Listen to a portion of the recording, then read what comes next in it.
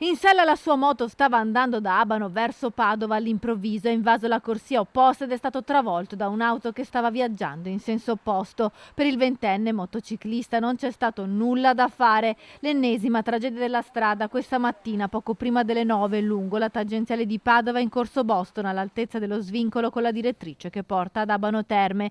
La giovane vittima è Alfred Vocai, ventenne, residente ad Abano. La sua moto Aprilia 125 nel violento impatto si è incastrato sotto l'auto guidata da un 57enne toscano che viaggiava insieme alla moglie. Entrambi sono rimasti illesi ma sotto shock. Sul posto sono intervenuti i medici del SUAM 118 che non hanno potuto far altro che constatare il decesso del giovane. Il punto della tangenziale dove è avvenuto lo schianto mortale non è sorvegliato dalle telecamere, quindi gli agenti della polizia locale di Padova stanno conducendo i rilievi e ascoltando i testimoni per ricostruire la dinamica della tragedia.